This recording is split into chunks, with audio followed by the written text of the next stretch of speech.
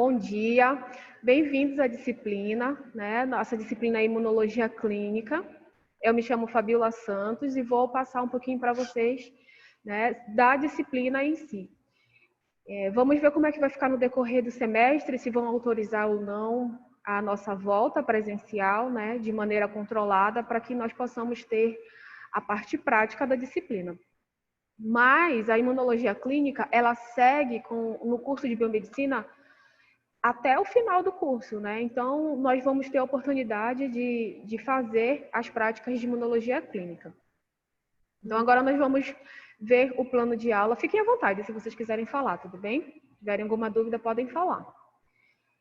O que é o nosso plano de aula? O plano de aula é como eu dividi todos os tópicos que nós vamos trabalhar. Então, basicamente, nós vamos falar sobre os métodos imunológicos que nós utilizamos na área laboratorial, né? Então, quais são as provas funcionais que nós podemos avaliar em um paciente com alguma patologia? Não, pode ser uma patologia causada por um micro-organismo ou até mesmo para pacientes alérgicos, né? Tem alguém que tem alguma alergia aqui? Eu. Alergia a quê? A chocolate, a poeira, a Nossa, pimenta, chocolate? Ah, a chocolate é um pouco chocolate. complicado, né? Ela me dá urticária. Nossa, então. Aí você fez algum teste para Sim. saber? Qual foi o teste que você fez? Olha, eu não me lembro que eu era muito criancinha, mas até hoje eu não me dou bem com chocolate. Geralmente a Ele gente afeta, faz. Pode falar. ele afeta a minha pele. Nossa. Geralmente a Basicamente, gente faz um teste na pele, né, para saber a qual substância você tem alergia. Então a gente pode fazer, a médica faz um pequeno furinho, né, na nossa pele e vai colocando a substância e a gente vai conseguindo perceber onde é que vai formando pequenos nódulos, que já é uma resposta imune do nosso organismo, né? A gente também pode fazer a aferição do IgE, né? Então, quem tem alergia a rinite, sinusite, ou como ela tem alergia a alimentar, o IgE sempre vai dar alto, né? Ou ele também pode estar presente quando a gente está com alguma parasitose, principalmente quando a gente está infectado com algum euminto, né? Quando a gente é portador de eumintos, então o IgE também dá alto. É muito importante, os testes imunológicos vocês vão ver aí que não é só o IgG e IgM, né? Nós temos outras bases, principalmente nós que vamos trabalhar com isso, com essa parte, nós temos que saber as outras bases, o porquê é que eu vou apresentar um IgM, o porquê eu vou apresentar um IgG, tá bom? Então, quando o paciente, apesar da gente não ter essa relação próxima com o paciente, né? A gente não tem muito essa relação próxima com o paciente, dependendo da área, porque agora a gente também sabe que a área da estética, né? O profissional biomédico, ele tem muito mais essa interação com o paciente. Mas a gente deve saber, eu sempre falo que para os meninos que o biomédico que trabalha no laboratório, ele não tem que ser um robô. A gente não tem que saber só apertar o botão, né, da máquina. A gente tem que saber o porquê que está acontecendo aquilo com aquela amostra, com aquele paciente. Porque vai que um dia dê errado, dê muito alterado. E aí você vai ter que saber o porquê, certo? Então, aqui eu separei a introdução à imunologia básica, que é o que nós vamos ver hoje, né? Após eu mostrar para vocês o plano de aula e o plano de ensino. A gente fala que é o nivelamento, é só para relembrar, né, um pouquinho de imunologia básica. Reação antígeno-anticorpo, né, principalmente para o diagnóstico sorológico, vocês estão vendo aí que todo mundo quer saber, né, se tem IgM, se tem IgG, e por que não está aparecendo? Né? Por que as pessoas não estão, mesmo quem foi infectado, não está dando IgM nem IgG positivo? O que está acontecendo com o nosso organismo? Será que não tem anticorpos e será que isso é bom ou será que isso é muito ruim? Será que se eu não tenho anticorpos eu posso me contaminar novamente? Então isso a gente vai entender um pouquinho. Tá? Ensaios de precipitação.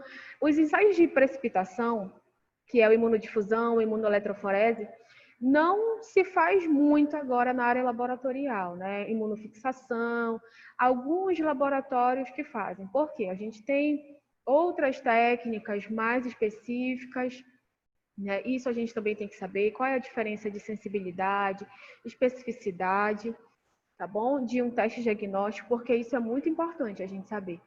Por que o paciente ele deve fazer um teste diagnóstico quando ele está no 6º dia da doença, né? Porque até o 6º dia da doença, principalmente para infecção viral, é indicado que ele faça um teste molecular e após o 6º dia que ele faça um teste imunológico. Então a gente vai entender o porquê disso, tá bom?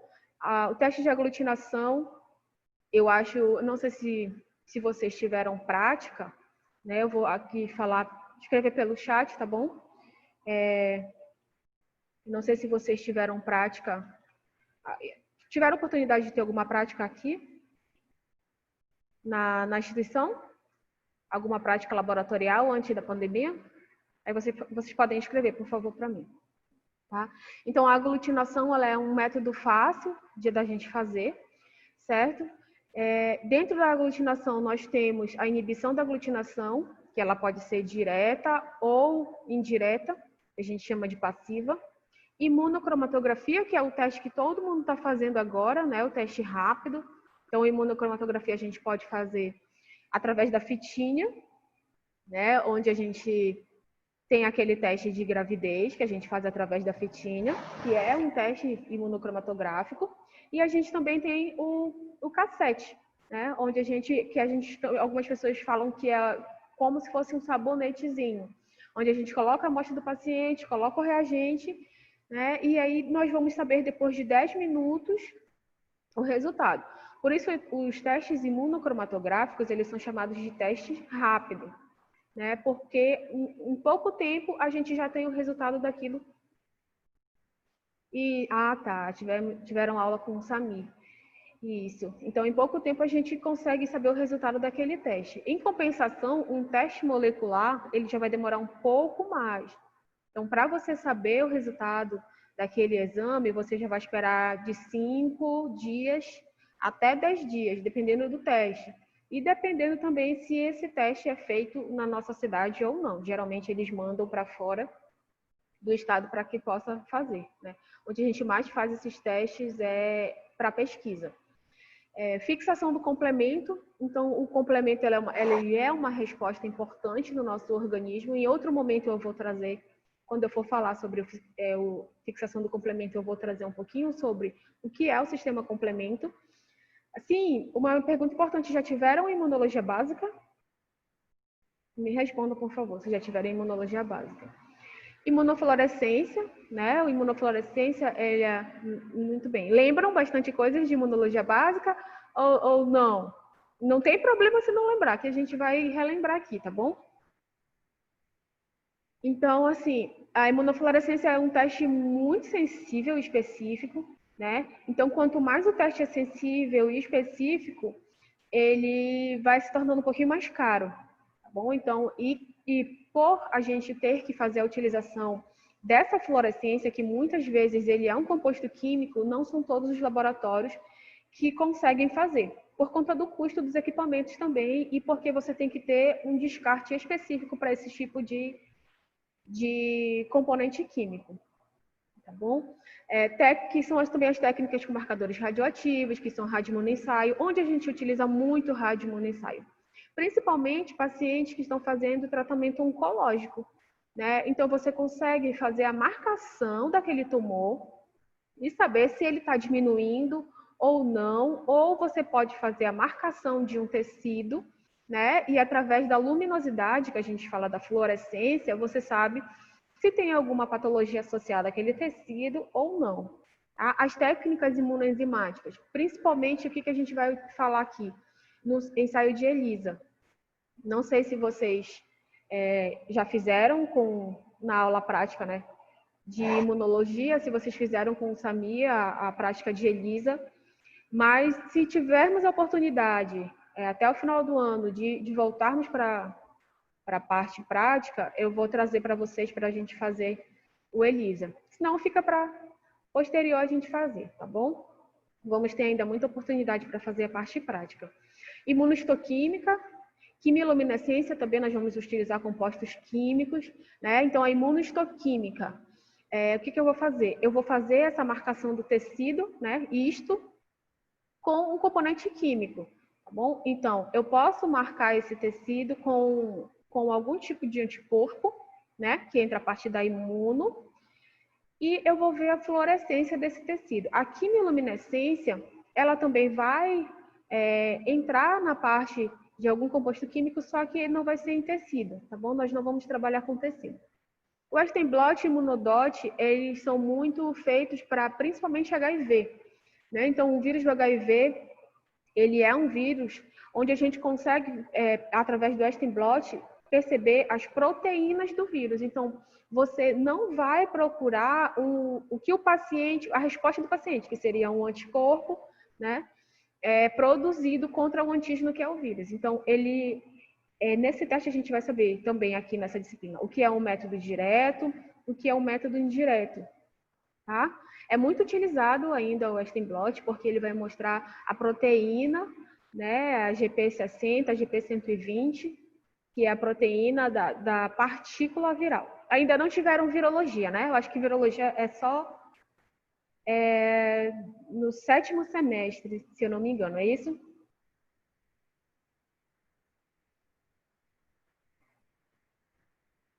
Então, os parâmetros sorológicos, né, que é o desenvolvimento, a produção e a validação de boas práticas de fabricação de kits. É muito importante nós sabermos os parâmetros sorológicos normais e os alterados, para, se alguém quiser fazer, né, a produção de kit, a gente ter qual é o normal e qual é o alterado, para poder fazer essa comparação, né?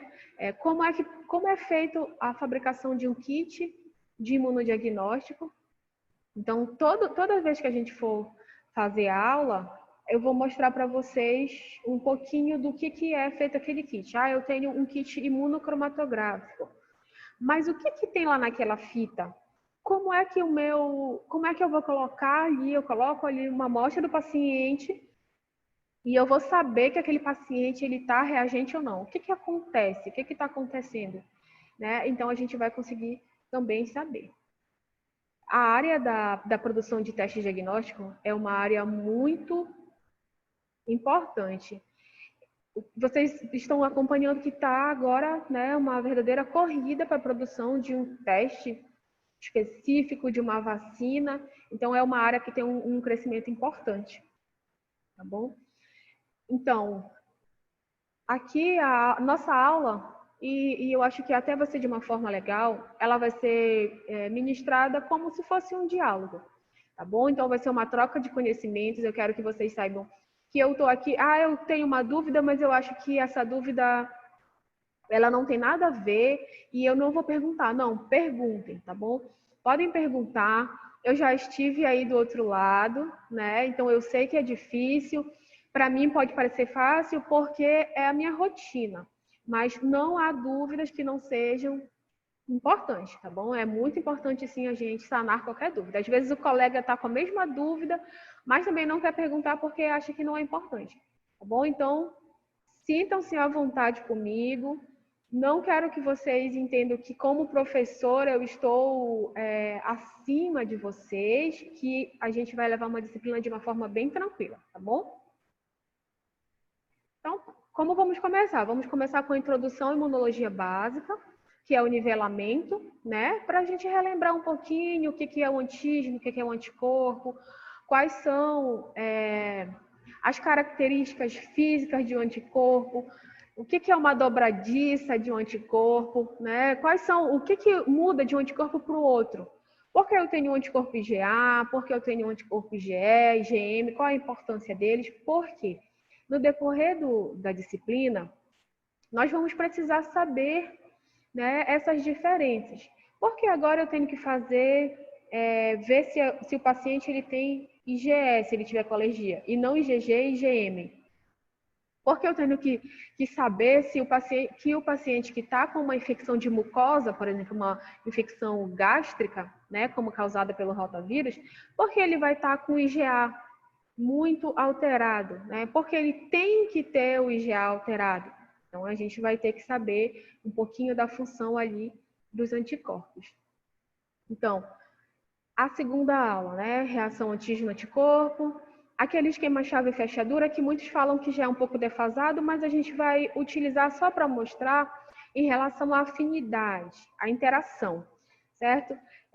Assim como acontece na nossa vida, a gente tem interação com algumas pessoas e com outras não. Então, é a mesma coisa que acontece com a reação antígeno-anticorpo. Quanto mais a afinidade eles tiverem, né? Quanto mais força de atração eles tiverem, mais difícil é a separação. Então, eu escutava muito falar que a interação antígeno-anticorpo era uma interação que ela não se desfazia de jeito nenhum. Mas agora a gente sabe que se não for uma ligação forte, se for um antígeno para um anticorpo, aquela interação ela pode, né, se desfazer sim. Desculpa, eu só vou ajeitar aqui rapidinho. Então, ela pode se desfazer sim. Então, como é que aquela interação ela não vai se desfazer? Em qual momento? Então, a gente vai conseguir ver isso também. Tá? Então, ensaios de aglutinação, fixação do complemento. O complemento, vocês lembram do sistema complemento na imunologia básica?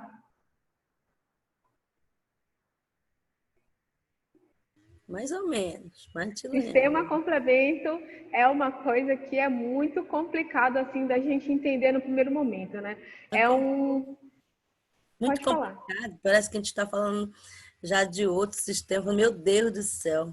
Isso, ainda mais que são 3 vias de acesso ao sistema complemento, né? Então isso se torna mais complicado ainda. Todas aquelas proteínas e tudo mais, mas o sistema complemento ele é muito importante diante de uma resposta, porque ele vai estimular. É como se ele fosse um policial militar que vai chamar a Rotan para ir lá naquele micro-organismo. Então ele é muito importante, o sistema complemento é muito importante. Então a gente tem, né, como saber se aquele sistema complemento, se uma pessoa está com alguma infecção, porque a gente consegue ver uma proteína, né, lá do sistema complemento que vai aparecer positiva naquele, né, se aquela pessoa tiver com uma infecção ou não. Então, ensaios de precipitação, imunocromatografia, né, que é um exemplo que a gente dá, que a gente fala sem comprometimento, mas é igual o teste de gravidez, né, o teste da fitinha. Vamos fazer a revisão para a primeira verificação de conhecimentos, né? Eu acho importante. E também eu gostaria de falar que todas as vezes, a partir da segunda aula, eu vou deixar também na plataforma uma atividade para vocês fazerem, tá bom? Que seria uma atividade de fixação do conhecimento em relação àquele assunto que foi abordado naquela aula. Por exemplo, nós vamos ter, então, imunoensaio, reação de antígeno anticorpo. Então, eu vou deixar lá, além dessa aula, que está aqui, que vai ter o conteúdo do slide e tudo mais, eu vou deixar uma atividade que nós vamos corrigir na próxima aula, no final da próxima aula. E toda vez nós vamos fazer assim, tá bom? Que isso ajuda a fixar o conhecimento de vocês. Nós vamos ter a primeira verificação, vocês já têm um calendário de aula, né?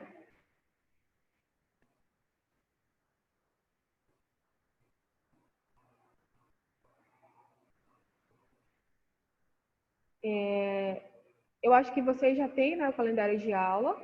Então, o que eu queria que vocês prestassem atenção aqui, que nós vamos ter 6 aulas, né, antes da nossa revisão, tá bom? Então, se por alguma razão alguém não conseguiu assistir a aula agora, assista a aula depois, tá bom?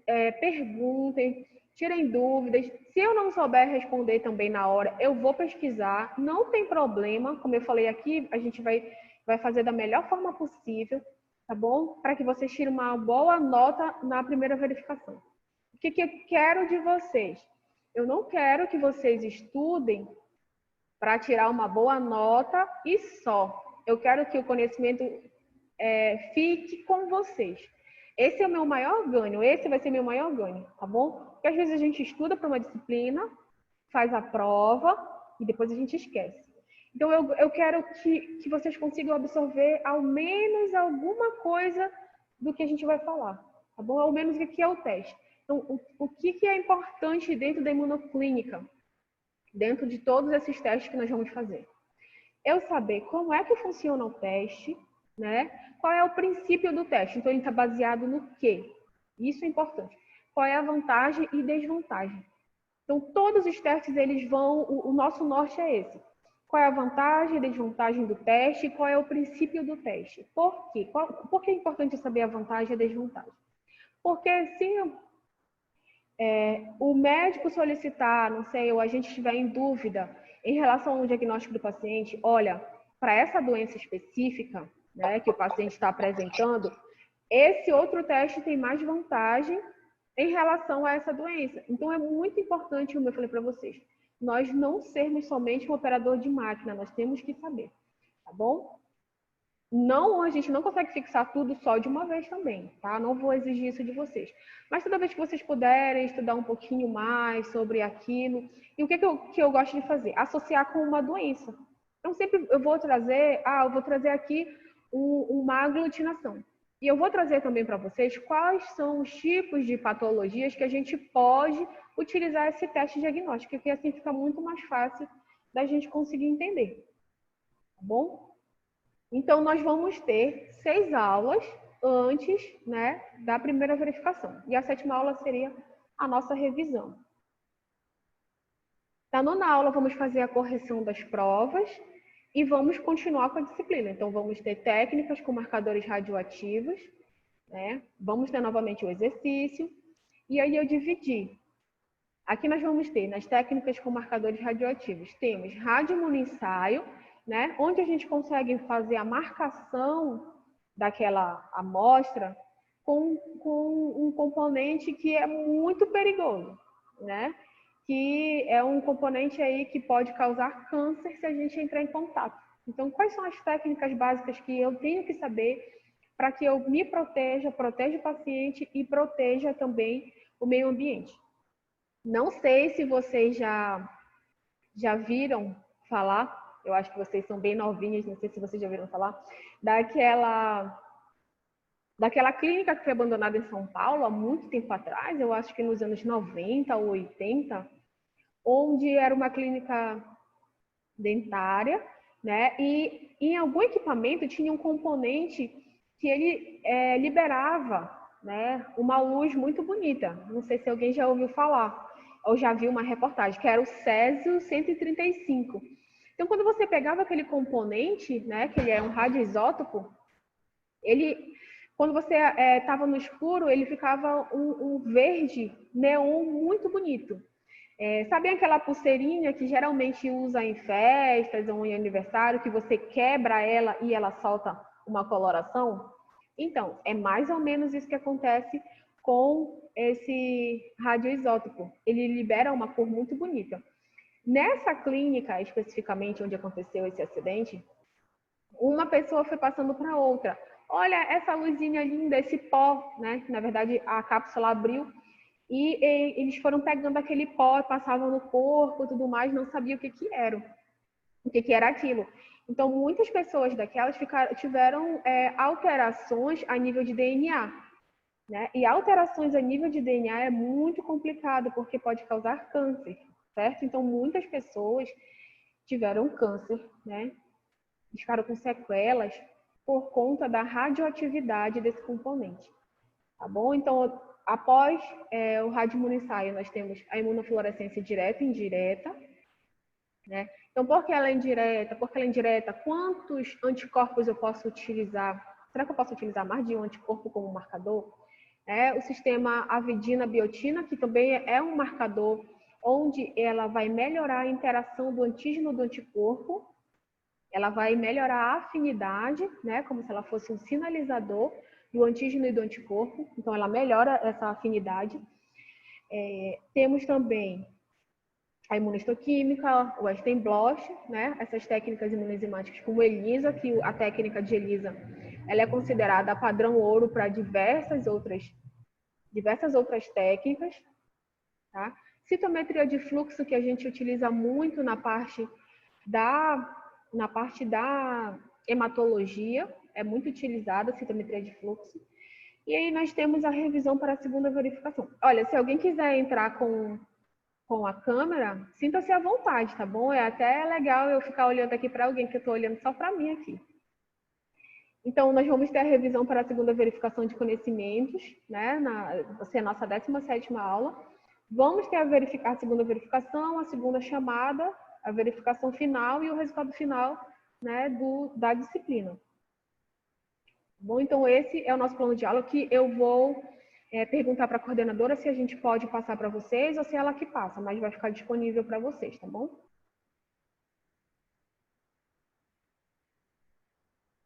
Deixa eu ver aqui, deixa eu baixar aqui esse.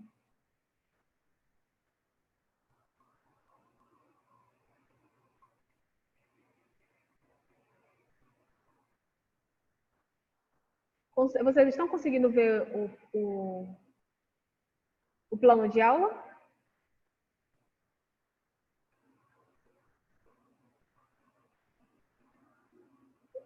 Sim, tá, certo. Então, aqui algumas coisas que já são repetidas, né? Vamos ver a parte dos objetivos.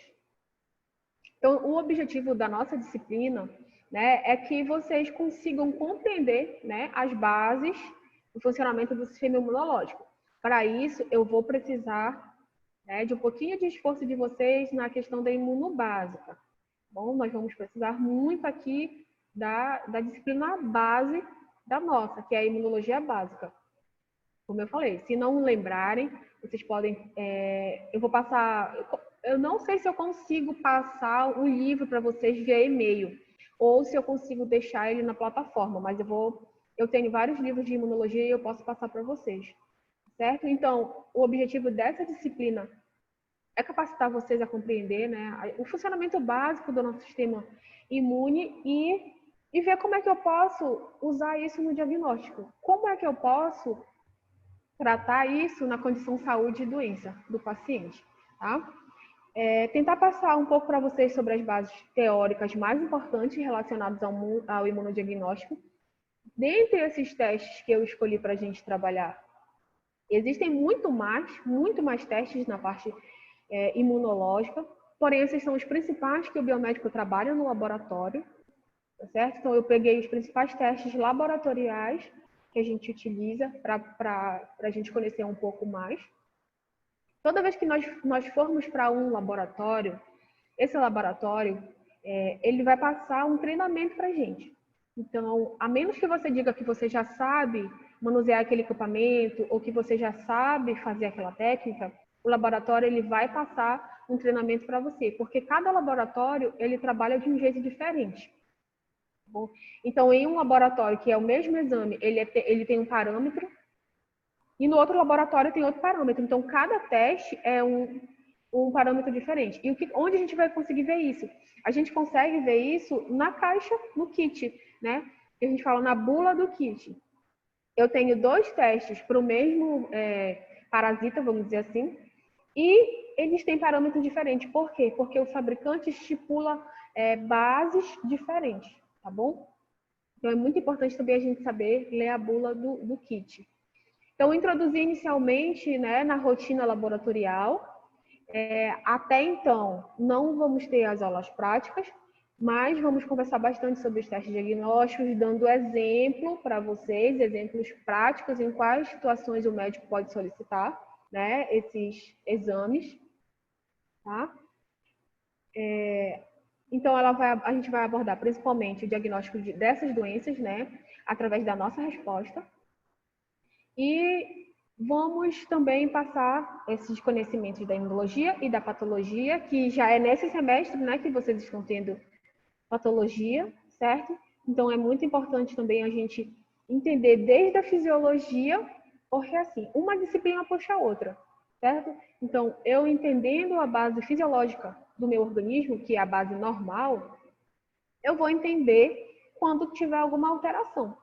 Então, eu vou lá da fisiologia, que é o normal, passo para a patologia, que são as alterações, e eu quero saber o que é que eu tenho. Então, eu vou para o diagnóstico, tá bom? Então, uma puxa a outra. Então, em relação às competências, né? Conhecer órgãos e células do sistema imune, resposta imune inata e adaptativa, né? O HLA, que é o antígeno leucocitário humano, Sistema complemento, né? Sistema complemento nunca abandona a gente. Então, é necessário que vocês saibam conhecer, avaliar e utilizar as principais metodologias, né, que são aplicadas dentro dessa área do imunodiagnóstico. Então, os conhecimentos, reação antígeno-anticorpo, né, que são os imunoensaios, os parâmetros sorológicos, que vai depender muito da técnica que você for utilizar, do kit que você for utilizar, avaliação do sistema imune relacionado às principais imunoglobulinas, né, que aqui é o IgM, o IgG e o IgA, e essa determinação da eficiência das provas imunológicas. Então, nossas aulas elas vão ser assim expositivas, né? Não vamos ter a parte prática. Como é que vai ficar dividida então a nossa avaliação? Então, a primeira verificação ela vai valer no total de 70 pontos, né? O que vai valer, então, os outros 3 pontos? Então, nós vamos ter os trabalhos, a frequência, que eles ainda não me entregaram, mas creio eu que na próxima aula nós vamos ter, e a participação na aula, tá bom? É importante que vocês participem. Aí eu tenho uma dúvida, pode perguntar, pode participar. É muito importante, principalmente agora que a gente está num ambiente atípico, tá certo? A segunda verificação, ela vai ocorrer no mesmo molde.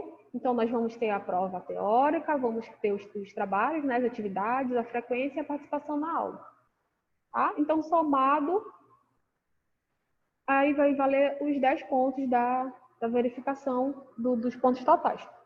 Aqui são algumas literaturas básicas que nós temos. Né?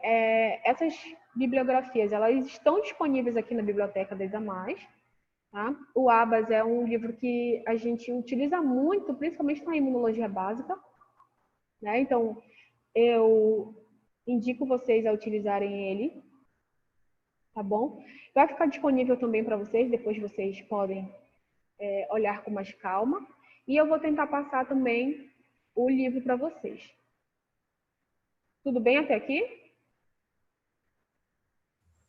Eu acho que também a tela do meu congelou. Ficou na ementa e ficou só na primeira parte e pronto.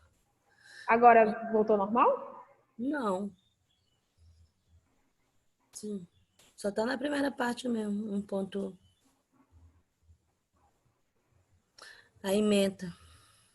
Deixa eu ver aqui.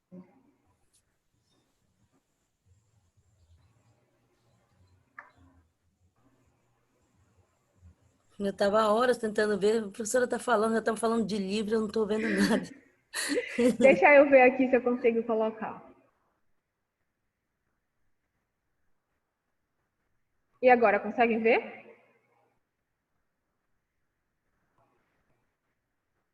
Consigo. Ah, tá legal. Tá. Agora sim, passou, voltou de novo. Tá certo. Então eu vou mostrar aqui os livros para vocês que eu Isso. estava falando. Tá. Tá. Tá aqui, ó. Essa bibliografia, né, que é a bibliografia básica que a gente vai utilizar, são os 3 livros que a gente tem aqui na unidade. Eu não sei como vai ser essa parte, se vocês vão conseguir emprestar livros. Eu não sei como é que está funcionando isso. Mas, como eu disse, eu vou tentar passar para vocês, né, os quais eu tenho. Se eu Vai não para conseguir você. passar o livro todo, eu vou tentar passar ao menos as partes que a gente vai estudar, tá bom? Porque essa questão de livro a gente não pode nem estar indo lá buscar, porque eu, pelo menos, eu estou fora de Belém, estou na minha cidade. Aí teria que ter pelo menos uma biblioteca virtual para a gente, né? Isso, eu não sei como é que vai ficar essa parte, mas eu vou conversar com a coordenadora.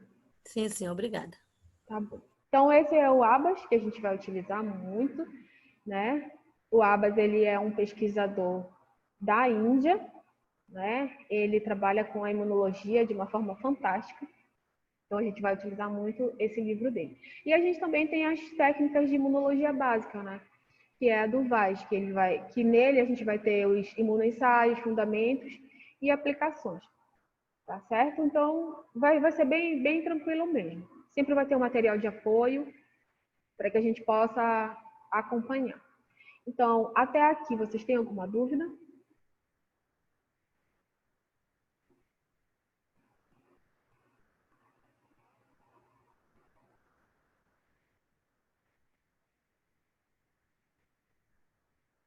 Tá, tudo certo.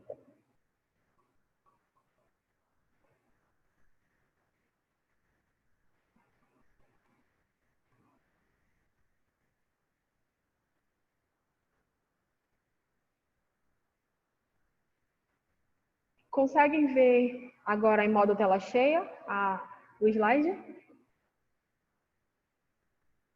Sim.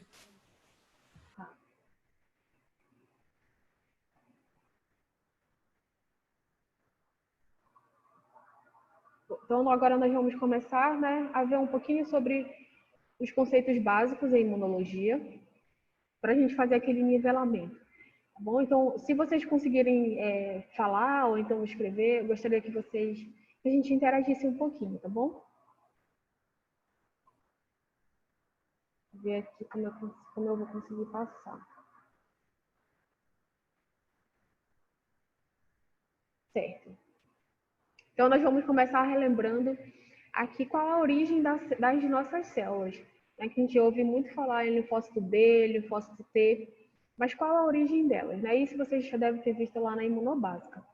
Então, principalmente, nós temos dois órgãos, né? São os principais órgãos dentro da imunologia, que é o timo e o baço, né? Onde nesses órgãos nós vamos ter a maturação das células, né? Então, os linfócitos eles vão se desenvolver lá nas células tronco da medula óssea, que a gente chama de uma célula progenitora, né? Eles vão ficar lá, vão ser desenvolvidos lá, vão sofrer a maturação e aí então eles vão para os órgãos linfóides primários. E de lá eles vão para os outros órgãos, tá? As células T, quando elas já estão maduras, né? Elas vão deixar o timo, só que as células B, elas só vão deixar lá a medula óssea quando elas completarem, né, a maturação, e aí então elas vão seguir lá para os órgãos linfóides secundários. Então aqui a gente tem uma imagem, né, mostrando lá a medula óssea, que é um órgão precursor linfóide comum. Então os linfócitos, tanto os Bs quanto os linfócitos Ts, eles são produzidos lá na medula óssea. Qual vai ser a diferença? O tempo em que eles vão levar para ficarem maduros e irem para outros órgãos, né? O tempo que eles vão fazer essa circulação no nosso organismo. Então, aqui a gente vai dividir, né, eles em duas linhagens, tá? Então, os linfócitos foram produzidos e, a partir de um certo momento, eles vão ser divididos, modificados em linhagem B, né, e linhagem T. Tá bom? Então, a linhagem B, ela vai ficar lá na medula óssea, então ele vai levar um tempo a mais para ficar maduro, até sair de lá, né? A linhagem T, ele vai lá para o timo, tá bom? Então, não tenho como eu esquecer disso. Da onde vem os linfócitos? Onde eles vão ficar maduros, né? Primeiro, eles vêm da medula óssea, isso é comum para os dois. E onde eles vão sofrer esse processo de amadurecimento? Então, eu só preciso lembrar de duas coisas. Que eu tenho a medula óssea e que eu tenho o timo. Mas aí, se eu ficar na dúvida de qual é o linfócito, da onde vem o linfócito B e da onde vem o linfócito T, é só eu lembrar da inicial, né, do linfócito. Por exemplo, aqui, eu tenho linhagem T no timo. Nunca dá para esquecer. Não é verdade? Então, se eu sei que o linfócito T vem do timo, só resta, né, o linfócito B vindo da medula óssea. Ficou claro? Eu só preciso que vocês lembrem que a gente tem dois locais diferentes, medula óssea e timo.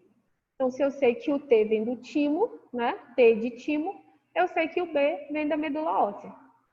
Tá bom? Vocês podem ou falar ou digitar, para eu saber se vocês estão conseguindo me acompanhar.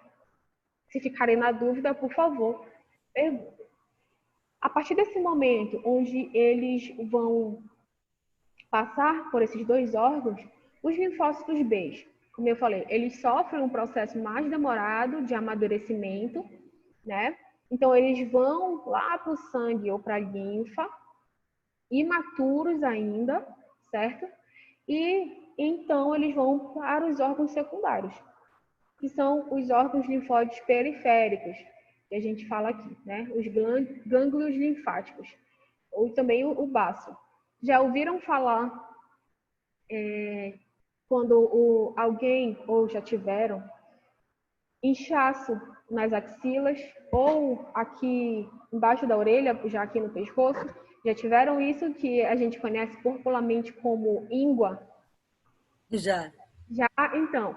Então, o que está acontecendo? Está acontecendo uma inflamação, né, da linfa. Então, a gente tem ali os órgãos linfóides sofrendo alguma inflamação nesses locais. Que a gente tem, e tem na virilha, né, na axila e aqui, então tem aquele inchaço que dói muito. O que a gente fala? Que esses locais, eles são os locais de filtração principal do nosso organismo. Então, quando a gente está com muita retenção de líquido, né, o que significa dizer? Que esses órgãos eles não estão funcionando da forma correta. Então, é como se tivesse aquele ralo do banheiro entupido, né? E a água está passando muito lentamente, porque tem alguma coisa ali obstruindo aquela passagem. Então, é até indicado, né, que a gente faça um pouquinho de massagem, onde a gente tem esses órgãos linfóides secundários, né, quando a gente estiver se sentindo muito inchado. Que agora o que fazem muito é a drenagem, né? Drenagem linfática. Já ouviram falar, né, da drenagem linfática?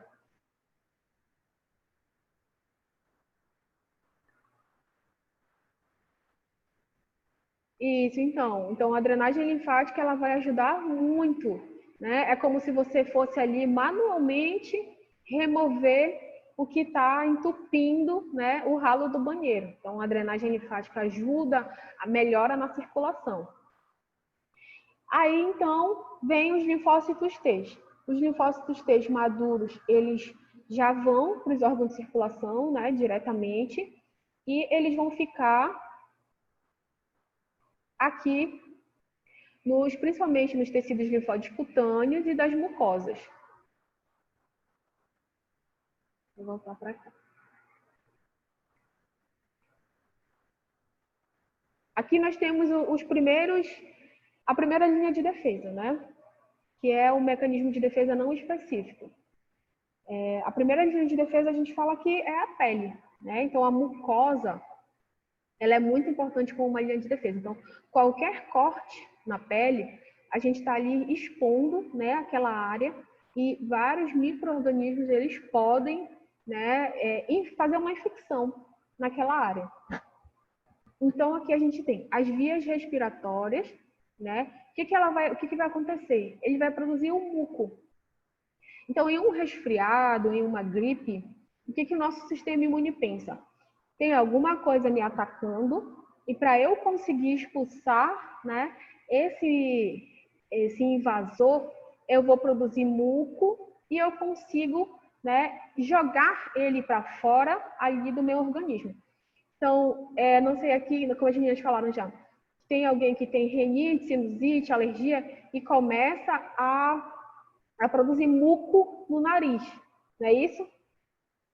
As meninas aí que têm alergia, vocês têm a produção intensa de muco? Porque o teu sistema imune está tentando expulsar aquele hospedeiro e ele produz muito muco. E aí nosso nariz fica entupido, a gente não consegue respirar direito. Então, essa é uma forma de defesa também. Tá? O suco gástrico totalmente ácido, né? Ele também é uma forma da gente se defender. Só que aí também tem aqueles patógenos que conseguem, né, ficar ali no suco gástrico. Por exemplo, a H. pylori, né? Então ele é isso, olha. A Andreina está dizendo que tem rinite, sinusite e tem muita produção de muco, né? Então, é só o teu organismo tentando te ajudar, mas ele está te dando aquela ajuda que só está piorando as coisas, né? Mas é tudo com a boa intenção, né? Ele está fazendo isso para tentar te ajudar. Então, a H. pylori ela já consegue se estabelecer, né, lá na nossa mucosa gástrica, mesmo com um pH muito, né, ácido. Isso, é muito muco mesmo. Só que a diferença, eu acho que a Andreina que tem alergia pode confirmar isso para mim. A diferença é que quando você está com rinite ou sinusite e quando você está com uma gripe, por exemplo, é que o muco ele sai claro. Nas alergias, o muco sai bem clarinho, porque é só o teu organismo, né, tentando expulsar alguma coisa. Quando a gente está com a gripe, ou com o resfriado, a gente já tem uma infecção bacteriana. E na infecção bacteriana já sai aquele muco verde bonito, né? Vocês sabem aquele muco verde bonito que a gente produz? Então, ele já é diferente. E só por aí a gente já consegue mais ou menos saber, né, se é a gripe ou se é realmente alguma bactéria ali que está causando a infecção. No caso das alergias, o muco ele sai mais transparente e mais líquido, né? A gente também tem aqui o meio ácido, né, da mucosa vaginal. Então, mas a gente também sabe que tem alguns parasitas que conseguem ali ficar na mucosa vaginal e causar alteração. O que é importante a gente também saber, que a gente sempre tem que dar uma ajudinha para o nosso sistema imunológico, né? Então, o que as meninas fazem muito agora, não nós biomédicas, não. Nós que somos biomédicas, nós não fazemos isso, né? Usar um protetor diário, tá?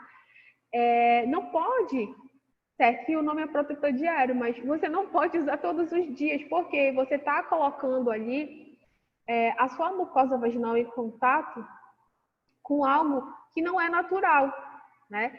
E aqui a gente tem uma temperatura muito quente na nossa cidade. E geralmente nós temos que trabalhar de calça, né? Porque a gente trabalha em laboratório, ou mesmo quem trabalha em outro lugar, geralmente é mais de calça jeans, calça apertada. Então imagina que você está ali o dia todo, né? Com uma calça e com um protetor diário. Aquele local é altamente colonizado por bactérias que até então são comensais, mas você fica o dia todo usando aquilo. Então, aquilo é também prejudicial. Aquilo pode alterar, né, ali a microbiota da mucosa vaginal. Outra coisa que acontece muito é utilizar um sabonete íntimo todos os dias, né? Principalmente esses que são para eliminar 99,9% das bactérias. Então, a gente sabe que ele não vai selecionar, né, as bactérias. Vou eliminar só esse tipo de bactéria e esse outro vai ficar. Olha, a Renata não pode usar nada cheiroso. Poxa, Renata, sinto muito por ti, olha. Deve ser bem complicado mesmo.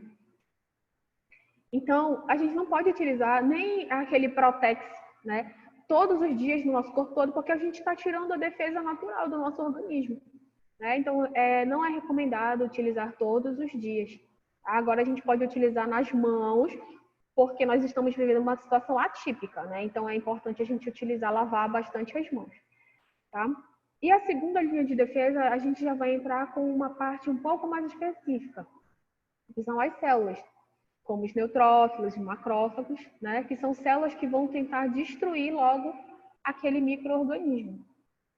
Aqui é uma imagem, né, de um macrófago lançando o seu pseudópode.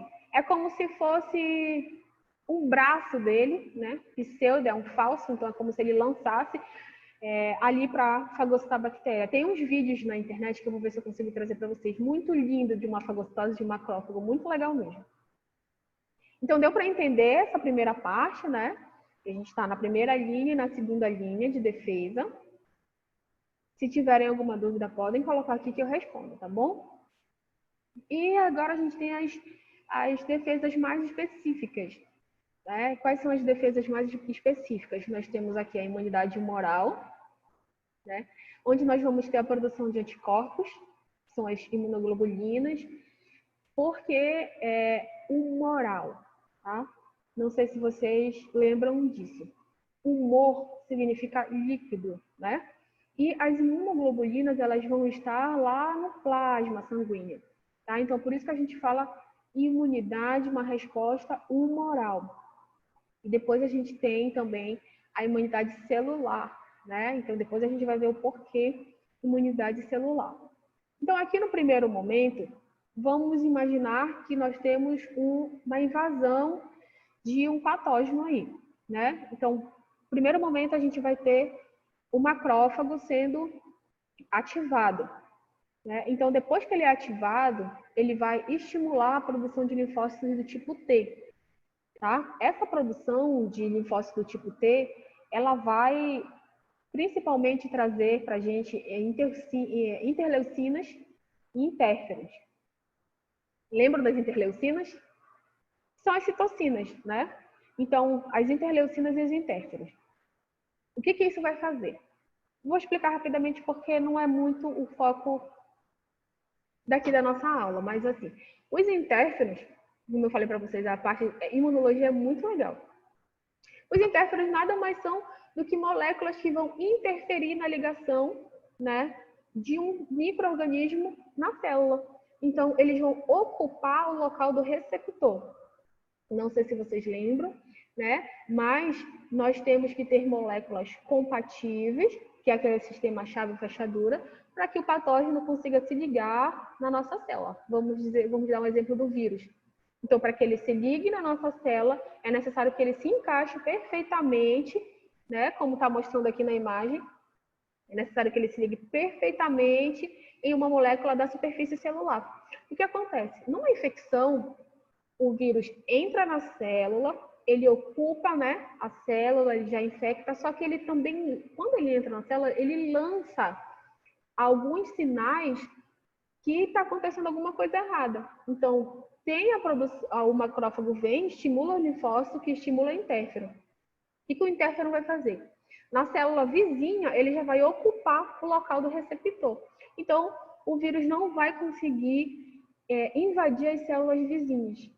Tá certo? Então, ele interfere nessa ligação. Após essa estimulação, a gente tem as estimulações dos linfócitos B, né? O que vai acontecer? Então, qual é o legal da gente saber essa parte? Porque, então, as pessoas que estão fazendo agora, tiveram, né, a COVID, estão fazendo os testes sorológicos, não apresentam, então, anticorpos, né? O que vocês acham que acontece? Gostaria que vocês colocassem aqui para mim o que vocês acham que acontece, porque essas pessoas, mesmo tendo a Covid de uma forma intensa, não estão produzindo anticorpos. Só nesse esquema aqui a gente consegue entender um pouquinho o que está acontecendo. Lembra que a gente tem a primeira linha de defesa, que são a defesa inespecífica, né? Muco, pH, a pele, né? Então, essa é a primeira linha de defesa. O vírus conseguiu passar por essa primeira linha de defesa, então a gente vai para a segunda linha de defesa. O que seria a segunda linha de defesa? Seria a resposta da célula T. Então, a célula T, ela vai agir primeiro, né, tentando ali destruir aquele micro-organismo, aquele vírus. Então, se ela conseguir destruir aquele micro-organismo, não tem a estimulação de linfócitos B, tá bom? Tá vendo aqui que um vai estimulando o outro, certo? Então, se ela conseguir destruir, eu não tenho linfócito B sendo estimulado. Se eu não tenho o linfócito B sendo estimulado, eu não estimulo plasmócitos. O que são os plasmócitos? Os plasmócitos são células que fazem a diferenciação e produção de anticorpos, tá bom? Então, é uma coisa que eu queria que vocês soubessem. E não são os linfócitos B que produzem anticorpos, tá? O que eles vão fazer? Eles vão estimular plasmócitos e os plasmócitos vão fazer a diferenciação em anticorpos, vão produzir anticorpos. Vocês estão conseguindo entender? Só coloquem assim, sim ou não, por favor. Eu queria saber se vocês estão conseguindo entender. Então, por que o paciente não apresenta anticorpos? Porque o linfócito T já conseguiu destruir aquele micro-organismo e não houve necessidade de estimular o linfócito B. Aí o paciente vai... Não. Qual parte que você não entendeu, Leida? Pode falar, por favor. Aí, então, o paciente vai, né? Eu tenho 3 linhas de defesa, como se ele tivesse... Pode falar. Ele produz o linfócito T. Não estou entendendo essa parte que você vai começar a explicar aqui, não. Tá. Como eles produzem os linfócitos T? Isso. Tá. Então, lembra que... Eu vou voltar aqui a imagem, rapidinho. Ó, Lembra que os linfócitos T, eles estão circulando, né, ali no nosso organismo. Então, eles precisam... O que acontece? Já ouviram falar de doença autoimune?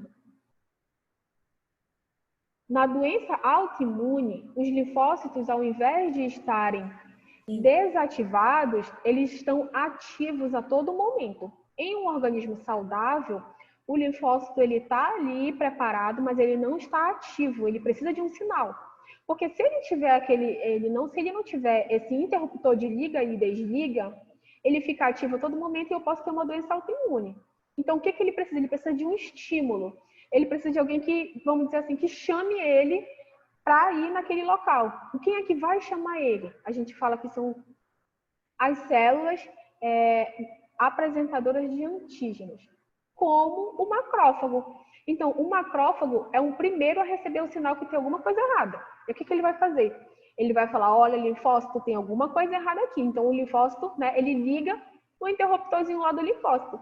Então, o linfócito já fica ativo, tá bom? Em organismo normal, ele está ali circulando, mas ele não está ativo, porque senão a gente fica com uma doença autoimune, tá certo? O linfócito T, ele tem uma resposta muito intensa. Tanto que ele é chamado, ele tem um momento que ele se transforma em linfócito citotóxico. Ele chega e ele acaba com tudo ali, tá bom? Então, ele tá ali normal, foi produzido lá na medula óssea, vamos recapitular. Ele foi produzido lá na medula óssea, o linfócito T. Foi pro timo, né? Lembra que ele já tá maduro. E ficou circulando ali no nosso organismo, como se ele fosse um vigia ali fazendo uma ronda, né? Então, ele ficou circulando ali, se o organismo não tiver nenhum invasor, tá tudo bem, tudo normal. Mas se um macrófago perceber que tem um micro-organismo invadindo, ele avisa para o linfócito. E aqui que a gente está, toda vez que vocês lerem aqui, estimula, né? Quer dizer que ele está mostrando, ele está apresentando, dizendo que tem alguma coisa errada. Então, eu tenho um macrófago que percebeu alguma coisa errada, né? E estimulou, chamou, falou, olha, macrófago, tem alguma coisa errada, olha, linfócito, tem alguma coisa errada aqui. Se ativa que a gente tem que destruir o micro-organismo. Então, ele vai produzir outras moléculas. O que essas moléculas fazem, essas interleucinas? Elas vão chamar mais células efetoras, tá? Imaginem aí uma briga generalizada, de muita gente brigando. Então, você sozinho, você não vai conseguir, né, parar aquela briga. Então, você vai ter que chamar mais gente. É mais ou menos isso que acontece. Então, o macrófago recebeu o sinal, chamou o linfócito, e o linfócito começa a mandar sinais, que são essas interleucinas e interferon, dizendo que precisa de mais células ali. Por isso que no linfócito T é uma resposta celular, porque ele vai atrair células para o local daquela infecção. Tá bom? Conseguiu entender até aí, Leida? Clareou mais aqui na mente. Tá, então sempre pensa nisso. O linfócito, ele tá ali, né? Sim. Ele tá ali de boa na dele. Isso. Aí o macrófago fala, olha, tem alguma coisa errada aqui, vamos lá. Então ele já está ativo. Nisso que ele está ativo, ele manda sinal para vir mais células. Porque quanto mais células tiver, é melhor para acabar a infecção. Tá bom? Se ele conseguir, no caso do corona, se ele conseguir destruir ali o vírus, eu não tenho essa estimulação do linfócito B, né? Se eu não tenho estimulação de linfócito B, eu não vou estimular o plasmócito e eu não tenho anticorpo. Então, quando o paciente for fazer a sorologia para IgG e IgM, vai dar negativa. Isso quer dizer que ele não... Não. Quer dizer que a resposta dele foi até na produção do linfócito T. Então, como o linfócito T conseguiu acabar, ele não produziu anticorpo. Entendeu? Sim, agora. Isso. Como não tem, a infecção parou ali, ele conseguiu. Parou ali. Para também a produção do anticorpo, né? Isso. Então, eu não tenho. Eu sempre preciso, uma célula precisa estimular outra. Sim, sim. Sempre, sempre. É como se fosse uma hierarquia, né? Então, o soldado vai lá tentar resolver aquela situação. Ele não conseguiu, ele vai chamar o superior dele. né? Vamos dizer que ele vai chamar o major. Ele não conseguiu, ele chama um coronel. Então é sempre assim, se o soldado conseguir resolver, o coronel nem sabe o que aconteceu. Tá certo? Sim. Se o major conseguir resolver a situação, o coronel também nem vai saber o que aconteceu, porque eles já conseguiram resolver. Ele vai Então ficar é sempre isso. neutro ali, né? Isso, então é isso que acontece. As pessoas não estão produzindo anticorpos, a maioria, porque o linfócito T está dando conta de destruir o vírus. Certo. Só que como é que a gente ia ter certeza que isso está acontecendo de fato? É se tivesse um teste, como a gente tem para o HIV, é um teste que a gente fala que é um teste celular, onde você coloca uma célula infectada com o vírus e coloca uma célula com linfócitos ativos para ver se ele vai destruir. Mas ainda não tem isso para o corona. Entendeu? Então a gente é só suposição, porque a gente sabe a teoria. Então, na teoria, se o linfócito destruir, eu não tenho anticorpo. Mas não quer dizer que eu não entrei em contato com o vírus. Tá bom? Tá. Obrigada. Tá bom. Ó, parece muito complexo, mas vamos por partes, tá? Então, aqui eu tenho na imunidade humoral, líquido, não tenho células, certo? Líquido, é lá no plasma. Então, eu tenho um invasor, um micro-organismo qualquer, que vai estimular, transformar o macrófago, né? Então, ele estimula e ele transforma em uma célula apresentadora de antígeno. Vamos dizer que é aquela célula que vai apresentar, né, aquele micro-organismo, tá bom? Já lembram da célula apresentadora de antígeno?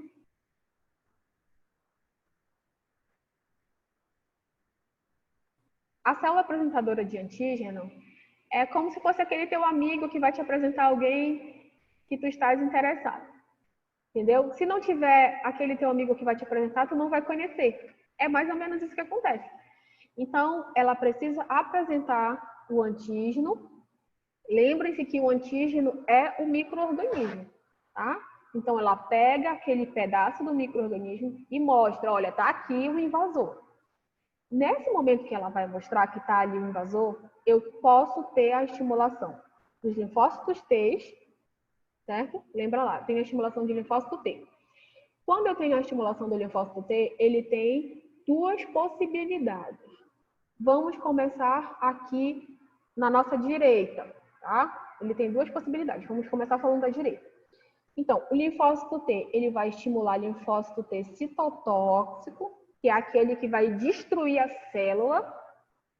Ele tem alguns grânulos onde ele destrói a célula, ela entra em apoptose, tá bom? Então, ele se transforma em linfócito citotóxico, né? E ele pode evoluir para o linfócito T de memória, tá bom? Então, a gente vai até aqui nesse pedaço. A outra opção é ele estimular o linfócito B, né? Que é o mesmo esquema que a gente estava conversando ainda há pouco. Esse linfócito B estimula o plasmócito e o plasmócito vai estimular o anticorpo, certo? Duas opções. Reconheci o invasor, apresentei para o linfócito T. O linfócito T chama o linfócito mais específico, que é o citotóxico, para destruir, ou ele pode, né, estimular o linfócito B para a produção de anticorpos. Então, se for nessa primeira linha, eu tenho a minha defesa contra patógenos intracelulares e algumas células de câncer, né? Ou, se eu tiver a produção de anticorpos, eu tenho a defesa contra patógenos extracelulares, né? Pela ação direta dos anticorpos ou pela facilidade de fagocitose. Por que os anticorpos vão facilitar a fagocitose? A gente vai entender isso quando a gente for ver a estrutura de um anticorpo, tá bom? Só quero que vocês lembrem disso. Duas opções. Linfócitos T e linfócitos B. Se eu for para o linfócito B, eu tenho anticorpo. Se eu ficar só no linfócito T, eu não tenho anticorpo. Tá bom? Alguma dúvida?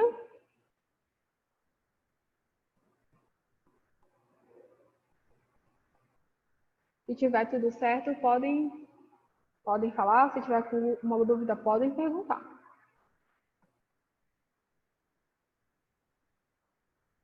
Então, olha só aqui para ficar um exemplo mais fácil para vocês, né? Aqui a gente tem as células da imunidade inata. Lembram lá qual é a imunidade inata? É aquela imunidade a imunidade primária, né? Que é inespecífica. Então, aqui eu tenho a liberação das citocinas, que eu falei para vocês, né? Quando tem lá o reconhecimento, ele vai chamar outras moléculas, que são as citocinas. E eu também posso produzir óxido nítrico. Geralmente, para infecção bacteriana, a gente tem a produção de óxido nítrico. O óxido nítrico ele é muito importante para destruir bactérias e vírus intracelular, né? O vírus é intracelular obrigatório, porém algumas bactérias são extracelular ou intracelular. Eu vou dar um exemplo para vocês aqui. Conhecem alguém que tem diabetes? Vocês conhecem alguém que tem diabetes ou já estudaram um pouquinho sobre diabetes? Já ouviram falar que alguns pacientes eles precisam isso? A Leida conhece. Então, alguns pacientes, se não tiverem um tratamento adequado, eles precisam fazer a amputação de órgãos porque entra em necrose. Vamos ver um exemplo aqui do que acontece. O nosso organismo, ele produz óxido nítrico, que é uma forma de defesa. Vamos dar o exemplo que o paciente está com uma infecção no pé. O que acontece? Pelo fato dele ter um excesso de açúcar, né, no sangue, fica muito difícil a passagem de células ali pelo vaso. Então, o que acontece? Ele tem um machucado ali no pé. Então, aquele machucado, ele já é uma solução de continuidade. O que significa? Significa dizer que é uma porta aberta para qualquer micro-organismo entrar. Tá bom? Então, qualquer micro-organismo que quiser vai entrar. Geralmente, as bactérias. Né? Geralmente, as bactérias. Então, o que ela vai fazer? O que elas vão fazer? Elas vão começar aquela infecção, o processo de infecção muito intenso, né? O paciente, ele tem muito açúcar no sangue, não sei se vocês já ouviram falar que algumas pessoas dizem que é o sangue grosso, né? Então, ele tem muito açúcar no sangue, fica muito difícil das células de defesa passarem para o local da infecção, né? Imagina aí que você está com uma mangueira ligada na torneira que você segura aquela mangueira, né? Então, quando você segura, quebra aquela mangueira, a água não consegue passar, certo? Então, é isso mais ou menos o que acontece. Todas as células de defesa que iriam sanar aquela infecção ali no pé do paciente com diabetes não conseguem chegar lá no local da infecção. Não conseguem produzir óxido nítrico, não conseguem mandar células de defesa. E o que acontece então? Começa a haver o processo de necrose. O paciente ele não sente, ele perde a sensibilidade daquele local. Por isso que se ele não tiver um acompanhamento constante, às vezes ele fala assim, o paciente perdeu um dedo, por exemplo. Você não viu que estava uma infecção? Ele não sente. Ele perde a sensibilidade, as bactérias vão começando a tomar conta. Não consegue chegar célula nenhuma ali, tá? Para parar aquela infecção. Então, nessas infecções bacterianas, o óxido nítrico é muito importante. Por isso que o diabético, geralmente, ele tem que amputar, não consegue chegar à célula de defesa, não tem irrigação sanguínea naquele tecido e começa o processo de necrose, tá bom? Células natural killer. Não sei se vocês lembram lá da imunobásica.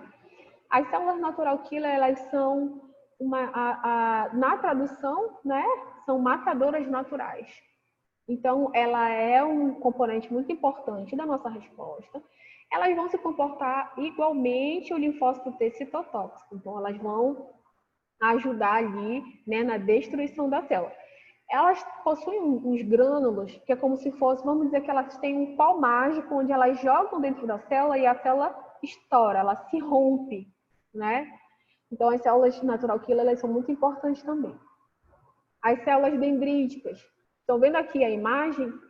da célula apresentadora de antígeno, apresentando o antígeno para um linfócito, é mais ou menos isso que acontece naquele processo lá que a gente falou, né? Ela vai e apresenta para o linfócito é ativado, tá? É mais ou menos isso aí. Então, as células dendríticas, elas vão ativar o que são os linfócitos virgens. São aqueles linfócitos que estão ali circulando inativamente. Eles estão preparados, porém eles não estão ativados. Então, a gente fala que são os linfócitos virgem. Vocês vão encontrar em alguns livros falando sobre linfócitos naive, que, traduzindo, são linfócitos virgens. Tá? Então, são os linfócitos que estão circulando normalmente no nosso organismo, sem serem estimulados.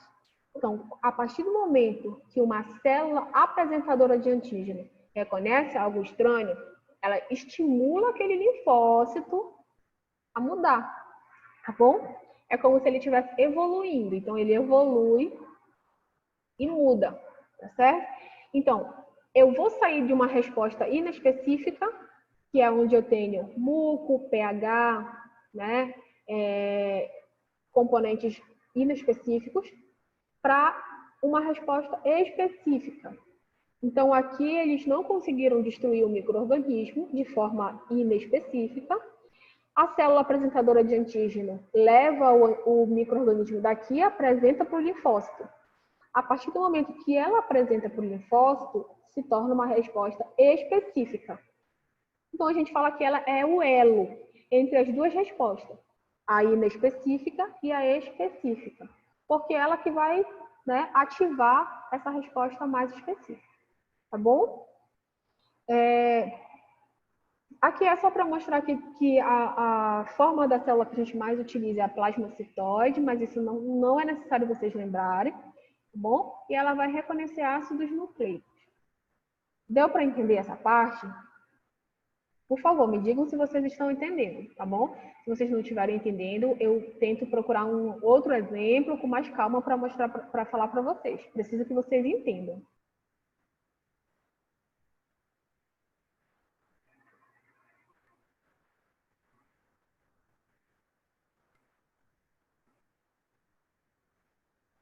Tá, então vamos continuar. Então vamos falar um pouquinho do que são essas citocinas. As citocinas, elas são muito utilizadas para aferir algumas patologias. Por exemplo, eu quero saber quais citocinas estão sendo produzidas em pacientes com COVID. Até o 5º dia, quais são as citocinas, quais são as moléculas sinalizadoras que estão sendo produzidas naquele paciente? Então, será que em um paciente onde essas moléculas não são produzidas, eles têm um quadro sintomatológico pior, mais grave, porque não tem uma sinalização, né? Ela não está chamando células específicas para lá? Isso a gente pode também aferir. Então, o que são essas citocinas? Elas são proteínas que vão regular a função de outras células, né? Ou das células que geraram elas, tá? Olha só, elas são produzidas por linfócitos e macrófagos ativados, né? E ela vai fazer uma ligação a receptor específico na membrana celular para poder fazer o reconhecimento.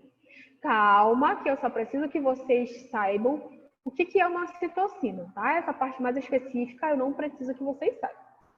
Então, elas vão agir em conjunto. Eu posso ter várias citocinas agindo ali naquele mesmo local, tá? Várias citocinas sendo estimuladas.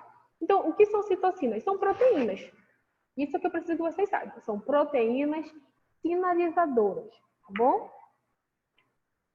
Então, aqui, qual é a função delas, né? Elas vão regular a duração e a intensidade da resposta. Lembrem, a resposta que meu organismo dá, ela tem que ser curta. Por quê? Porque se a resposta imunológica continuar de forma exacerbada, eu posso ter uma intensa destruição celular. E eu não quero que isso aconteça. Eu quero que tenha uma resposta que destrua o patógeno e seja encerrada. Tá bom? Por quê? Como elas estimulam células mais potentes, mais fortes, imaginem ali que ao invés que tu vai querer apagar o fogo com gasolina. É mais ou menos isso que acontece, tá? Então, ao invés de tu pegar água para apagar o fogo, tu vai pegar gasolina. Quanto mais células ali, mais citocinas estiverem, mais células específicas vão ali para o local daquela inflamação e mais tempo vai durar. Quanto mais tempo durar aquela resposta, mais morte celular a gente vai ter, mais o tecido vai ser danificado. Então, é curta. Em 10 minutos, mais ou menos, as citocinas elas não têm mais função. É muito rápido. Tá? Então, elas vão recrutar células efetoras, como a gente falou, elas vão sinalizar para células mais específicas, né? O que significa maturação de células? Lembra que o linfócito T está ali de boa, andando, não está ativo, e quando ele se ativa, ele se transforma em uma célula citotóxica? Isso significa que ele está maturando, ele está ficando maduro para destruir um micro-organismo, como se ele estivesse evoluindo, né? Igual como a gente assiste no Pokémon, né? Que tem aquela evolução, é mais ou menos isso que acontece, tá bom? Ele vai evoluindo. Então, ela vai mediar essa resposta. Tem muita citocina, tem uma destruição celular. Terminou a infecção, elas baixam muito o nível até sumir. Então, elas regulam, elas conseguem regular. Tanto para mais quanto para menos. Se o paciente não conseguir parar aquela produção de citocinas, então a gente vai continuar aquela infecção, tá bom? E elas têm uma vida média curta. Então, a célula que produziu elas, né, pode fazer a utilização delas, que a gente chama de autócrina, auto, na própria célula, tá bom? Elas também podem sofrer a sinalização endócrina, que é quando a gente tem a secreção de hormônios, né? Que significa dizer, eu tenho a produção de uma citocina, vamos dizer, em um órgão específico, no baço, tá bom? Mas a célula que está sendo infectada é uma célula que está lá no meu fígado. Então, ela vai ter que ir um pouco mais longe. Então, ela vai endócrina, agir dentro de uma forma mais longe, não no local que foi produzido. E eu tenho também a minha sinalização parácrina, que é quando ela vai mandar sinal para a célula vizinha. Ela vai dizer assim, olha, está acontecendo alguma coisa errada aqui do lado, tá? Como se a casa do seu vizinho estivesse pegando fogo, você ligasse para a polícia e falasse, olha, a casa do meu vizinho está pegando fogo, tá? Então, é uma sinalização parácrina. Por que sinalização? Porque é onde ela estiver que as células vão para lá. Então, elas conduzem as células efetoras até o local ali daquela inflamação, infecção, tá bom?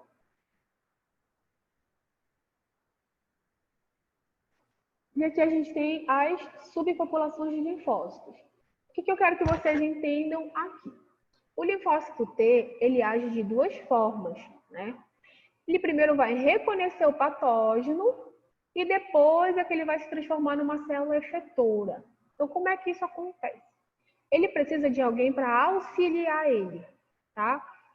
Pensem aí em um chefe de uma corporação que não pode ser chamado por qualquer motivo. Ele só vai ser chamado quando realmente for necessário, tá? Se realmente falarem, olha, isso aqui é só você que pode resolver. Então, ele vai ser chamado. É mais ou menos assim. O CD4 é o auxiliar do linfócito CD8, tá bom? Então, quando ele mostra que tem alguma coisa errada, o linfócito CD8 vai, né, ativa o linfócito citotóxico. Então, é como se ele fosse uma pessoa com duas personalidades. CD4, desculpa, professora, CD4 é auxiliar, é? Isso, o CD4 é auxiliar. E o CD8 é que vai lá mesmo destruir. O que acontece com alguns vírus? Eles destroem o CD4. Vocês lembram qual é o vírus que tem afinidade por linfócito CD4? Lembra, Leida, qual é? É uma doença muito conhecida. que a gente pega através do compartilhamento de objetos pérfuro-cortantes, através de ato sexual sem preservativo. Lembra qual é? O HIV? Tava pensando em hepatite. Porque é o mesmo modo de contaminação, né? É. Só que a diferença é que é essa afinidade pela célula. Então, o que acontece? Porque o paciente soropositivo para HIV, ele não consegue destruir o vírus. Porque ele não tem CD4. Ele não tem CD4. O vírus, ele destrói todas as moléculas de CD4. Quando a gente está na AIDS mesmo, o paciente não tem mais CD4. Se ele não tem CD4, como é que a molécula, que a célula efetora vai saber que está acontecendo alguma coisa estranha? Ela não vai saber. Então, todo o CD4 o vírus destrói e o CD8 não tem como matar o vírus, não tem como destruir a célula. Entendeu? Então, ele precisa desse auxiliar, ele precisa desse secretário, a gente pode dizer assim. Senão, ele não destrói. Então, o HIV infecta a CD4. Olha como algumas pessoas acham que falam, né? Que os vírus não são seres vivos. Mas olha só a inteligência, a perspicácia dele. Ele vai infectar uma célula, a principal célula, que poderia avisar a outra para destruir ele. Mas como não tem esse aviso, ele fica ali por anos e anos e anos, né? Olha como é interessante a gente conseguir associar, né, essas questões com a nossa realidade. Eu não vou falar um pouquinho dessa outra parte, mas ela já é muito específica. Eu não sei se o Sami falou para vocês, não sei se o Sami foi professor de imunobásica, né?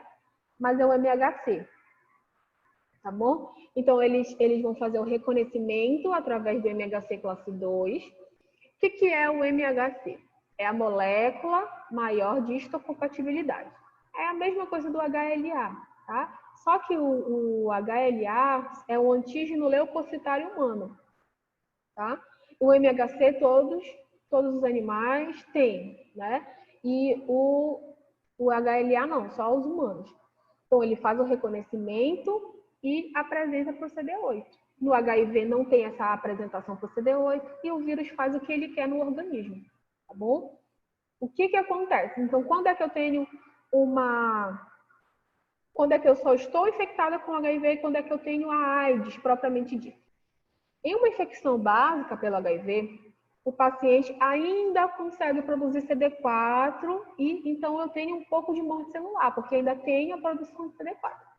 Só que chega um momento, se o paciente não estiver utilizando nenhum medicamento, que o vírus ele se multiplica, se prolifera no organismo e ele destrói todas as moléculas de CD4. Aí eu não tenho como me defender de nada. Então, o que acontece com o paciente que tem HIV?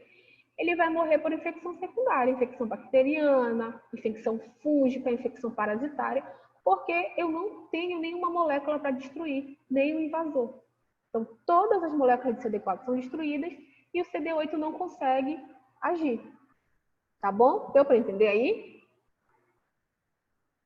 Tudo certo, Leida? Tudo, professora. Como eu lhe falei, que a minha parceira aqui, ela é muito barulhenta, aí tem hora que ela não deixa eu ouvir que a senhora fala direito. Não, tudo bem, E ela vai estudar também, sabe? Oh, meu Deus, tu tá aí, certo. Doidinha aqui o negócio. Tá, então aqui são outras subpopulações. Não vamos nos aprofundar nisso, só vou explicar que temos, tá? São respostas mais específicas que vocês vão ver lá na frente. Então, a gente tem o TH1, TH2, TH17, que vão estar relacionados à resposta. Então, mesmo que eu tenha uma resposta humoral, eu vou ter linfócito T ativo, mesmo que eu tenha uma resposta celular, eu vou ter linfócito T ativo. O que é importante da gente saber desses aqui? O que é o T regulador, que a gente chama de Treg? É ele que vai agir igual uma citocina. Ele vai parar aquela destruição ali. Então, se acabou a briga, não tem mais por que você ficar afastando as pessoas. Acabou, todo mundo saiu. Algumas doenças, o que elas fazem? O que acontece no paciente? Ele não consegue produzir linfócito T regulador. Se não tem alguém para regular, para dizer que acabou, aquela infecção ainda continua. É o que acontece também na infecção por HTLV. Não sei se vocês já ouviram falar. É o que acontece também em doenças autoimunes. O paciente ele perde essa capacidade de produzir o linfócito regulador. Então, se eu não tenho linfócito regulador, eu não tenho uma parada da infecção. Tá? Então, aqui eu só quero que vocês saibam que existe resposta TH1, TH2, TH17 e o T regulador. Mas isso é para imunobásico, tá? Viram isso na imunobásica?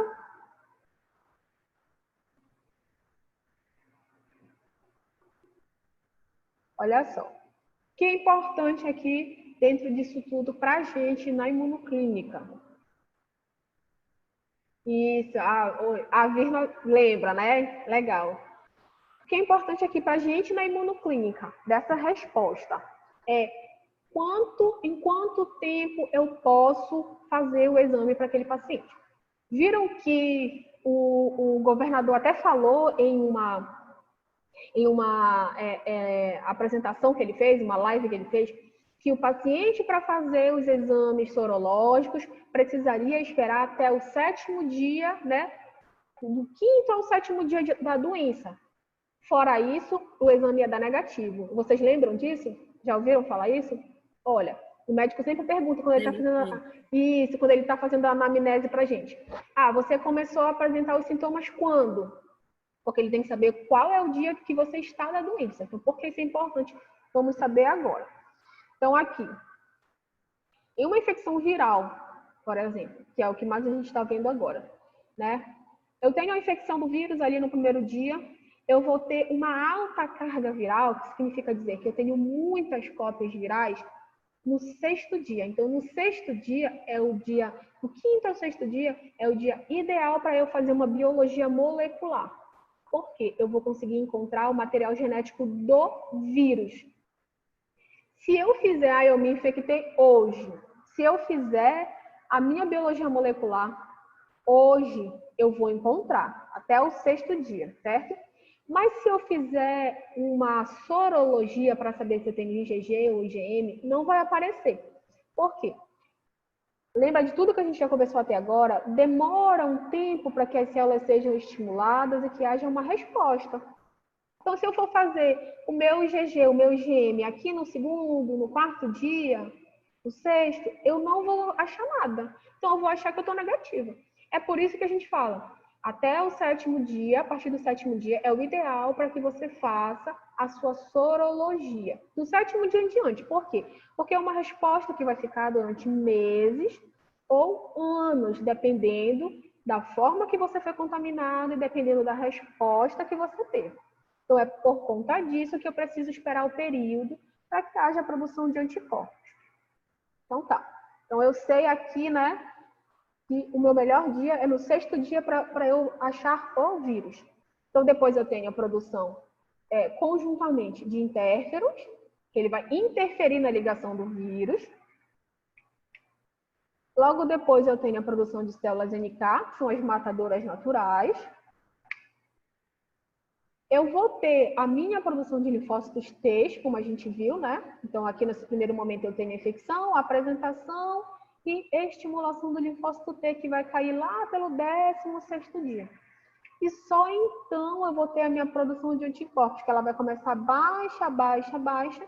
E lá, ó, pelo sétimo dia, né? É onde eu vou estar começando a produzir realmente quantidades suficientes para serem detectadas. Porque alguns testes, eu não sei se vocês já ouviram falar, fala assim, qual é a sensibilidade desse teste? Qual é a especificidade desse teste? Então, isso é muito importante a gente saber. Por quê?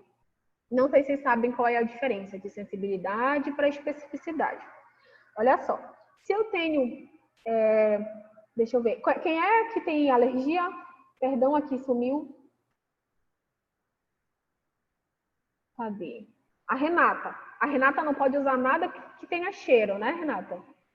A Andreina também, certo? Tem alergia. Então... Uma toda aqui, hein? Isso. Todo mundo tem uma alergia, né? Mas tem algumas pessoas que elas são bem sensíveis, que ela, por exemplo, a Renata, ela não consegue sentir nem cheiro. Qualquer pequena quantidade de cheiro já é estimulado, né, o organismo dela. Eu não estou podendo usar nem antitranspirante com cheiro, nada. Olha só. Eu tô no zero. Então, é porque você está muito sensibilizado, né? Muito sensibilizado. Então, um teste sensível é mais ou menos isso. Ele consegue detectar pequenas quantidades, mesmo que sejam quantidades muito, muito, muito pequenas, ele consegue detectar. Então, isso ele já vai excluir a possibilidade de um falso negativo. Então, a sensibilidade está relacionada à exclusão de falso negativo. Por quê? Porque mesmo que eu tenha só um pouquinho, né, só uma pequena quantidade, ele detecta. Tá? E a sensibilidade e a especificidade? Bom, a especificidade ela vai estar relacionada à possibilidade de exclusão de um falso positivo. Algumas moléculas elas possuem uma estrutura semelhante, né? Então, elas possuem uma estrutura semelhante. Então, o nosso organismo, o teste, na verdade, ele pode achar que detectou uma molécula viral, mas detectou outra coisa que é muito parecida, tá? Então, a especificidade do teste é muito importante, que ela seja específica para aquilo que nós estamos procurando. Então, quando vocês, eu vou passar para vocês algumas bulas de testes e vocês vão ver lá a especificidade de 99%, sensibilidade de 99%. São os melhores. Por que o ELISA é considerado padrão ouro? Porque a sensibilidade e a especificidade dele é muito grande, é muito alta. Então, ele não deixa passar nada. Tá? Então, é muito específico, ele não vai confundir, mesmo que a molécula seja parecida, ele não confunde. Muito sensível, mesmo que eu tenha poucas quantidades, ele consegue detectar. Tá certo?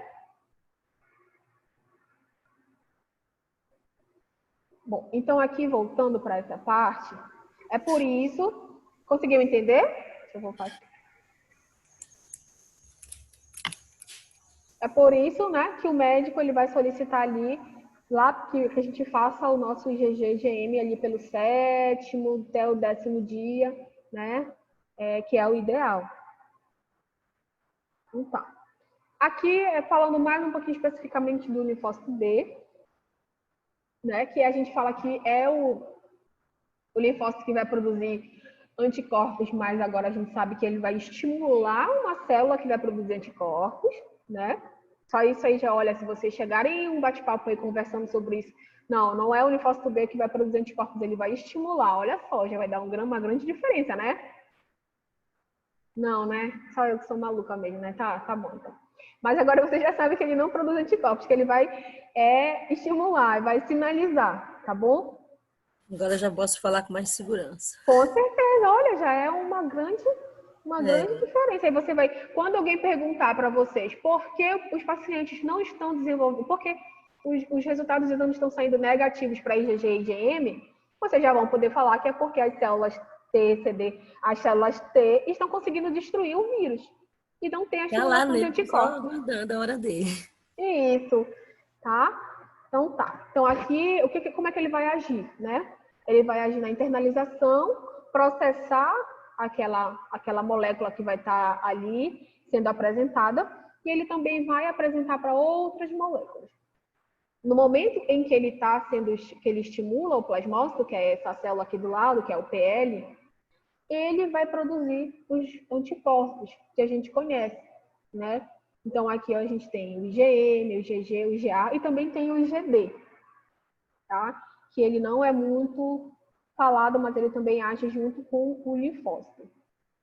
Então, aqui ela vai dividir a resposta, né, na expressão de células B, então eu tenho muita expressão de células B, e eu posso ter dois tipos de resposta TH. TH2, com mais estimulação de células, e de células B, e TH1 com a estimulação de linfócitos TCD8.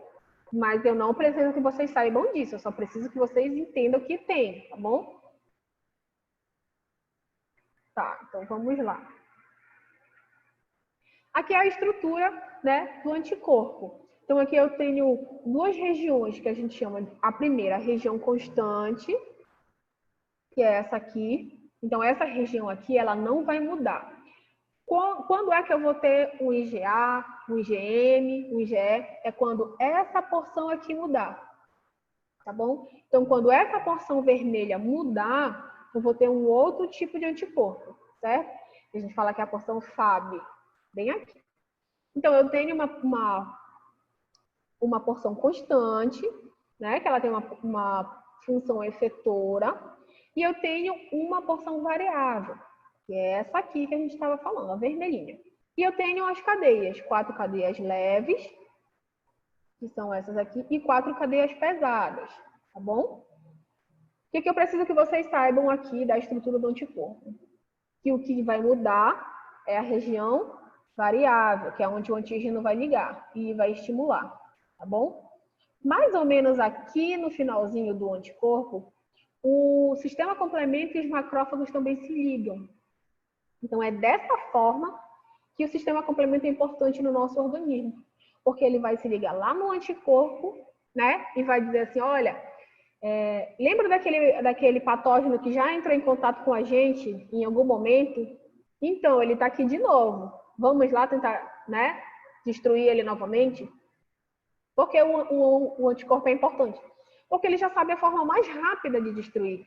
Não tem destruição celular intensa, não tem sintomatologia intensa, porque ele já sabe como ele vai destruir. Então, por isso, o anticorpo é muito importante, tá? Então, o sistema complemento se liga aqui nessa parte inferior, né, junto com o macrófago, para mostrar que já tem alguma coisa errada e para saber se ele já sabe como é que é feita a destruição desse patógeno aí, tá bom? Estrutura do anticorpo, 2 regiões, né? Uma constante e uma variável, e 4 cadeias, 2 leves e 2 pesadas. É só isso que eu preciso que vocês saibam, tá bom? Depois vocês leem com calma, claro que agora nem tudo a gente vai conseguir absorver, tá certo? Mas não se desesperem, vai dar tudo certo.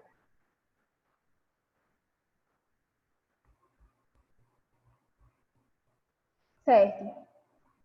Mais alguns minutinhos nós já vamos terminar, tá certo? E a gente deixa o resto para depois. Bom, então vamos só aqui nessa parte e nós vamos já terminar, porque tem outro colega que já vai começar a aula, tá bom? E a gente tem que começar um pouquinho mais cedo, né? Para dar tempo de ajustar. Então vamos parar aqui na imunoglobulina, tá? Eu só vou explicar para vocês um pouquinho do porquê, qual é a diferença entre elas, tá certo? Então, por que eu tenho o IgM? Né? Porque numa primeira infecção eu já tenho o IgM. Bom, em relação aqui, eu tenho a forma da estrutura da molécula. Então, por ela ser uma molécula maior, eu vou ter a capacidade de reconhecimento muito maior, tá? Então, como ela é um pentâmero, né? Vocês estão vendo aqui, ó, as estruturas que são formadas, o IgM, a capacidade de reconhecimento dela é muito maior do que as outras. Então, por conta disso, olha só, eu tenho o IgG com uma estrutura só de anticorpo. Então, ele demoraria muito tempo para fazer o reconhecimento. Tá? Então, é por isso que no primeiro momento da infecção eu tenho IgM, tá bom? E depois eu vou ter a produção de IgG, que é para ficar ali na memória. O IgE, ele já vai ser mais produzido quando a gente tem alergias, né? Ou infecção, contaminação, infecção por parasitas, né? Quando a gente tem a contaminação por parasitas. O IgD, ele já vai agir juntamente na estrutura celular, lá na parte de fora da célula, para mostrar também que tem alguma coisa errada. E o IgA, que ele é um anticorpo de mucosa, né? Não sei se vocês lembram que a gente tem aquele colostro, né? Quando a mulher está grávida, que é muito importante, né, ser amamentado com esse primeiro leite chamado de colostro. Por quê? Porque o IgA, ele está muito presente nesse leite. Então, o bebê vai ter uma imunidade de mucosa, né? Onde isso é importante? Principalmente para gastroenterite, né? Onde a gente vai ter a infecção lá da mucosa gástrica, intestinal, e a gente vai ter o IgA agindo ali naquela mucosa. Tem até algumas pessoas que elas pagavam muito caro para que a grávida, né, que tinha acabado, na verdade, a mãezinha que tinha acabado de ter o bebê, doasse, vendesse, né, esse leite com o colostro, porque ele é riquíssimo em anticorpos, Bom, gente, então vamos finalizar a aula. Tem alguma dúvida? Vocês têm alguma dúvida? Deu para entender até aqui? Tá tudo certo?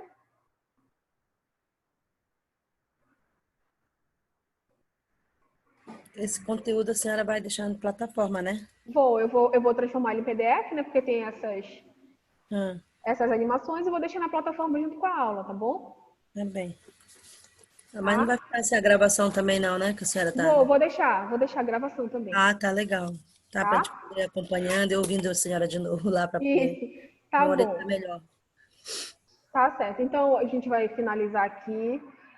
Queria agradecer a presença de vocês, tá? Foi muito bom estar aqui. Qualquer dúvida que vocês tiverem, não deixem de me perguntar, pode ser por e-mail, pode ser lá no grupo também, tá bom?